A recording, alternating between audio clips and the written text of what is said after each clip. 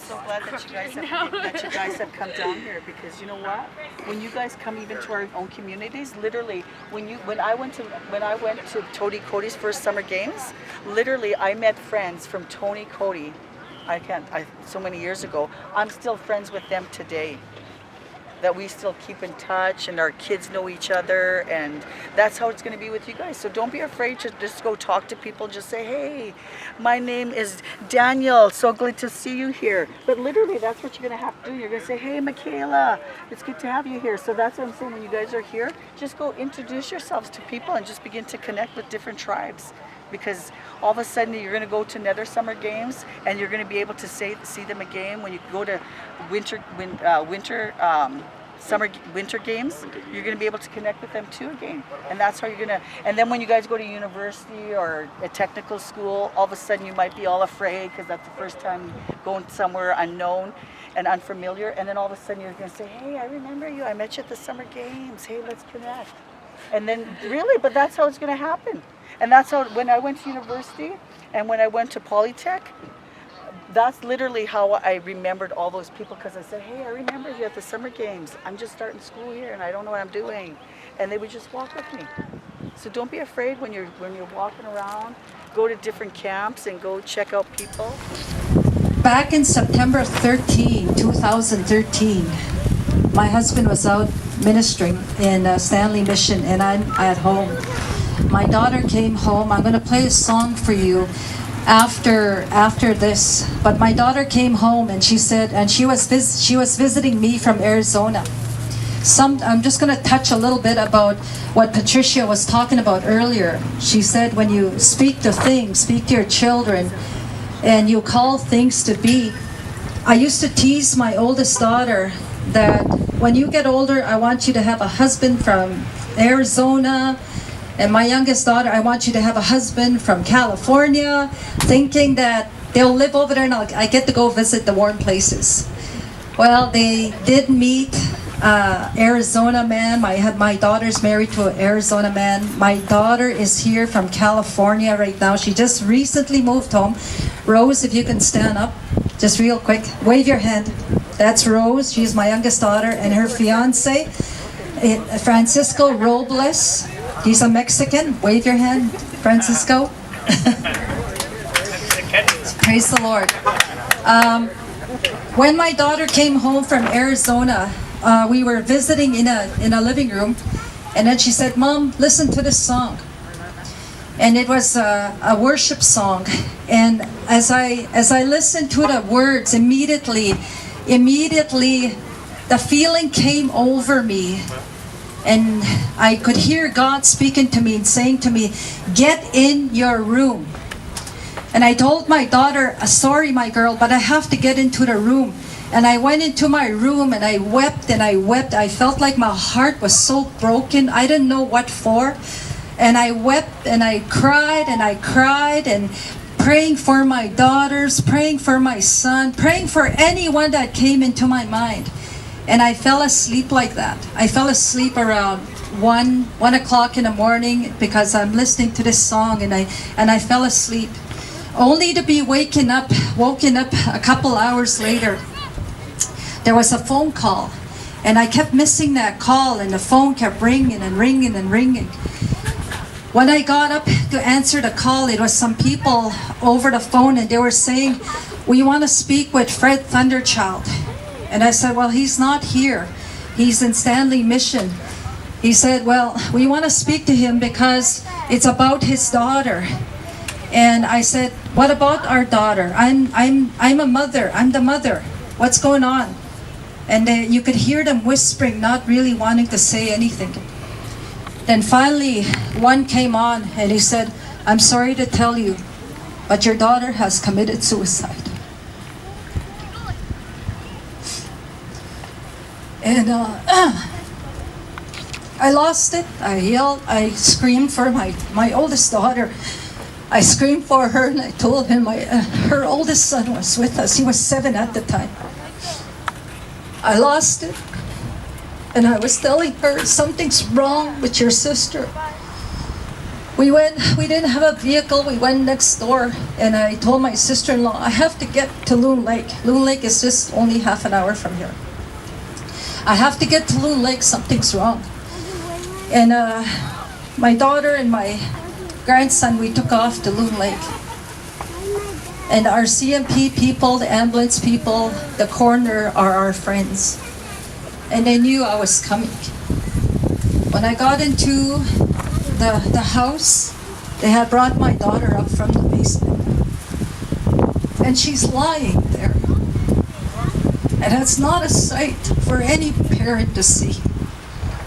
It's not a good sight. You have to see your own child laying on the floor and she's gone. And all I could do, my daughters and I, all we could do, I say we held hands, we cried, we wept over her, but we held hands and we started to pray. And I said, God, I don't know how we're gonna get through this. I don't know what's gonna happen. I don't know the outcome of this, but God, I'm looking to you and I'm asking you to help us. Help us, God. I phoned my husband. I called him and I told him about what happened. And him too. He said when he heard the news, he cried out immediately. And he said, God, where is my daughter? And immediately, he said it was like a screen went right in front of him. He said, I saw our girl hanging. I saw her hanging, he said, and she wasn't dead yet. But he said she cried out to God in her last breaths. He said that God reached out and he said, I saw a hand just snatch her out of her body and took her. The days of the wake, the days of the funeral are more of a blur to me. My daughters would know more because when you go through a drama like this, you don't think right. You don't seem to be able to know who's all around you. You're just lost. You're just in this hole. You're just in this place where you lose yourself. But then there was the children, because she left us 6 children. The oldest was 7. The little one, as you can see, actually I'm going to point them out to you. The little Superman, that's her baby. Say hi. He's 6 years old. And I want the other daughter to stand up because she came with me. She knows all about it. This is Rosalind. This is her 3rd oldest daughter. She was 4 years old when this happened. And one of the hardest things is when your little 4-year-old is asking you, Grandma, what's wrong with my mom? Grandma, how come she's so cold? Grandma, what's going on? Well, how come my mom is lying there, Grandma? What's going on? And the only thing I could explain to them, sitting with them and trying to explain, they had just lost their mother. And I told them, I said, do you know how when you guys are living in Loon Lake and how I live in Thunderchild? And they said, yeah, we don't live in the same place, do we? No. And I said, do you know how can you get to Thunderchild? You have to leave Loon Lake, right? And they said, yeah. Well, you have to leave Loon Lake to come to Thunderchild. I said, yes, that's what your mom did. Your mom had to leave her body to go to heaven. I said, but you know, her body is still here. And to them, it was a good explanation for them. Today, they're learning about suicide. It's not going to be nothing new for these kids to grow up and hear about it. Because we're talking about it, we're bringing awareness to it. We're telling them that what happened with my daughter was when you have 6 children, one after another and after another. My husband used to tease her, and she used to tell him, don't look at that boy. Why? Because you might get pregnant, you know. But she had children, one right after another. Josiah was a premature baby, and he was hanging on life and death when it all was going on. But my daughter was suffering from postpartum depression. We could see it. She was so sluggish. She was sickly. She had asthma. She was sickly all the time. And we saw it. We're trying to help her with the kids. But she lives in Loon Lake. We live in Thunderchild. And then her just, just being sick, tending to the babies, and just, it's hard work. Having children to take care of when you're a single mother. She became a single mother, and it was so hard on her. We did what we could. And at the time of her passing, I was able to talk with the chief and council and they were in a process of giving her a new house. And so she was in a process of getting her own home, and we already made plans that this is what we're going to do for you, my girl. This is what we're going to do so that you can take care of your kids and we'll support you. She was so happy about that. But let's get down to the day that she actually did this. When you're suffering from postpartum depression, on top of that, you're really sick. She was asthmatic. She just couldn't seem to always come out of that. And then on top of that, you have your children you got to look after.